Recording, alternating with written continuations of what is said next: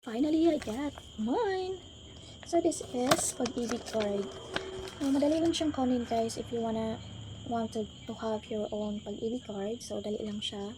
Especially kung dool lang ka dito sa Dumaguete or whichever nga dool lang na offices sa pag-ibig ang asa ka nga area. So madali lang siya, basta ano lang, dili lang ka magpa-late or something like medyo agahan mo sa pagpunta doon para madali lang ma-process ang iyong pag-ibig. Kasi guys, may limit sila, may cut off, may cut off kung ilan lang yung yung i-process nila na ID, loyalty card for that day. So basta may specific pa sila na cut off. Something like 50% lang ang i-process nila within that day sa pagkuha ng loyalty card. So agahan nyo lang para na hindi kayo maabutan ng cut off. Kasi during that time na guys, na kumuha ako nito, ang aking loyalty card is naabutan ako ng cut off. Buti na lang ay nag-coordinate ako doon sa take process ng ID. Tapos yan, sinabihan ko na makisingit ako kasi mahirap na pag bumalik naman ako doon kasi medyo malayo noon sa Dumaguete, tapos ako na dito lang sa Bais, so medyo malayo. So ayan, meron na siya nito. Ito naman po guys is nandito yung mailer pin, pin code. So nandito po, you need to open this one, this side, para makita mo or para ma-activate mo ang iyong card, loyalty card. At ito po yung una na pin code na ilagay mo, tapos mag-enter ka ng new password or new pin, tapos re-enter.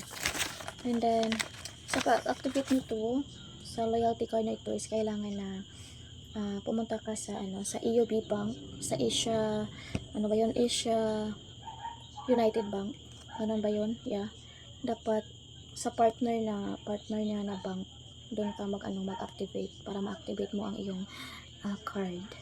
Kasi hindi siya pwede pag sa sa iba po na bank. Dapat yung ka-partner niya na bank, doon ka mag-activate. And then ilagay mo na ang prepared na password mo, kung ano ang gusto mong password, or shall I say pin code. So and tapos meron din siyang guide, meron din siyang guide dito, tingnan nyo guys.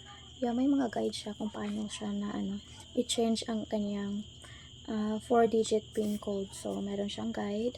Is you need to log in to Hello Pag-ibig app. So you need to download Hello Pag-ibig app. And the next is you're going to open the menu icon on the upper left corner of the app. Basta meron lang siyang guide guys. Then mas lang po siya, madali lang po talaga i-change yung kanyang pin code. And then kailangan mo lang mag-download ng app na Hello Pag-ibig. So yun lang guys, medyo madali lang man yung pagkuha ko nito. Basta agahan nyo lang, then wag na po kayo magpaabot pa ng cut off. Kasi baka hindi nyo makuha yung gusto nyo. For example, gusto nyo kumuha ng loyalty card sa Pag-ibig. So baka hindi nyo makuha within that day. Kaya agahan nyo lang guys. So yun lang po ang aking experience during that time na kumuha ko ng Pag-ibig. So yun naman po, God bless!